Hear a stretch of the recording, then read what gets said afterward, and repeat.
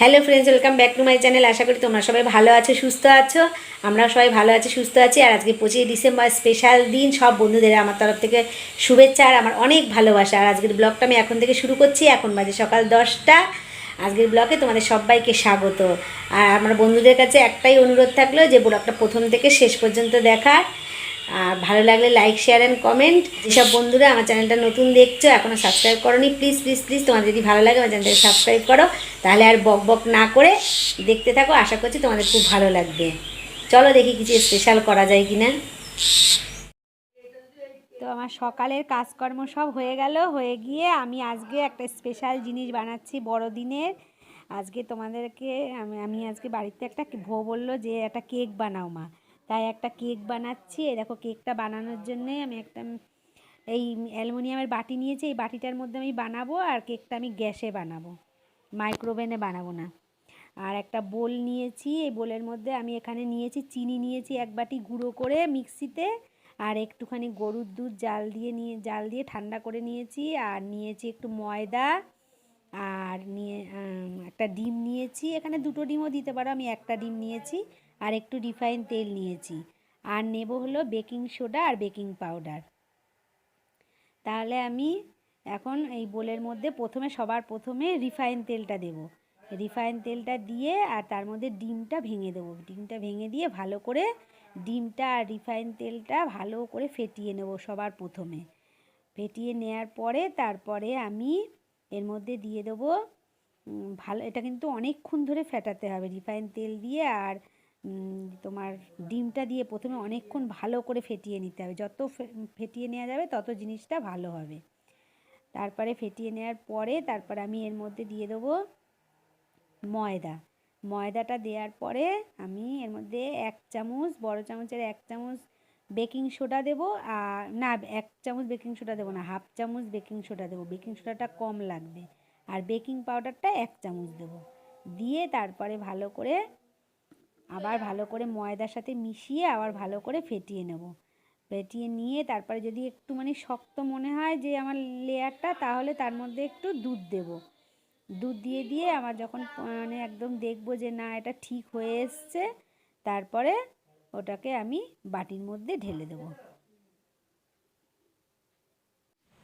এখন এর মধ্যে আমার সব কিছু দেওয়া হয়ে গেছে। এবার আমি এটা গুলছি। আমি একটুখানি শক্ত লাগলে একটু দুধ দেবো। তার জন্য আমি এখানে সামান্য একটু দুধ আমার রেডি হয়নি ব্যাটারটা, তার জন্য আরেকটু দুধ দিচ্ছি, 1-2 চামচ মতন, তাহলে দুধ দেওয়া পড়লো। এখানে গ্যাসটা জ্বালিয়ে আমি একটা কড়াই গরম করতে রেখে গেছিলাম, আর এর মধ্যে একটা ওই গ্যাসের ঝিক বসিয়ে দিয়েছি। এখন এই গরম কড়াইটার উপরে আমি এই ব্যাটারটা বাটির মধ্যে একটু বাটিটার মধ্যে তেল মাখিয়ে তারপরে ব্যাটারটা দিয়ে এর মধ্যে বসিয়ে দিয়ে এটা ঢাকা দিয়ে দিচ্ছি। আর এই ঢাকনাটা আমার ছোট হয়ে যাচ্ছে বলে আমি এখানে একটা গামলা ঢাকা দিয়ে দেবো। 25 মিনিট মতন আমি এটাকে ঢাকা দিয়ে রেখে দিয়েছিলাম। 25 মিনিট বাদে ঢাকনাটা তুলে দেখছি, চেক করে যে কেকটা আমার কতটা হয়েছে। দেখে তো মনে হচ্ছে ভালোই হয়ে গেছে। এখন আমি একটা টুথপিক নিয়েছি, টুথপিকটা দিয়ে লাগিয়ে দেখব। যদি এর গায়ে না লেগে থাকে তাহলে মনে করব হয়ে গেছে। এতে টুথপিকটা নিয়ে দেখছি যে টুথপিকের গায়ে কিন্তু দেখো একটুও লেগে নেই, তার মানে কেকটা আমার রেডি হয়ে গেছে। আমি আরও 5 মিনিটের জন্য গ্যাসটা একটু কমিয়ে দিয়ে ঢাকা দিয়ে রেখে তারপরে এটা নামিয়ে নেব। 5 মিনিট বাদে আমি তারপর ঠান্ডা করতে রেখেছিলাম, ঠান্ডা হয়ে গেছে। ঠান্ডা করার পরে আমি এখন এটা রেখে প্লেটে ঢেলে রেখেছি। আর তারপরে এটাকে কাজু বাদাম আর তোমার ওই যে কী বলে লাল লাল ছোটো ছোটোগুলোরে কী বলে, চেরি ফল দিয়ে কেকটাকে এই দেখো কি সুন্দর করে সাজিয়েছি। এটা আমি এখন সাজিয়ে রেখে দিলাম।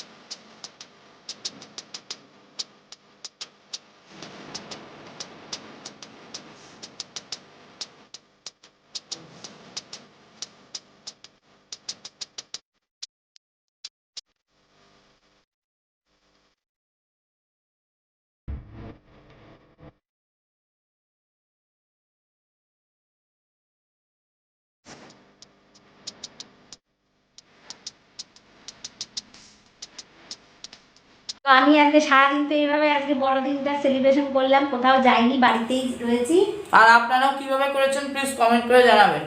আর আমার বড়দিন সেলিব্রেশনটা যদি তোমাদের ভালো লাগে তাহলে লাইক শেয়ার অ্যান্ড কমেন্ট। আর যেসব বন্ধুরা আমার চ্যানেলটা দেখছো তোমাদের যদি ভালো লাগে তাহলে প্লিজ আমার চ্যানেলটাকে সাবস্ক্রাইব করো।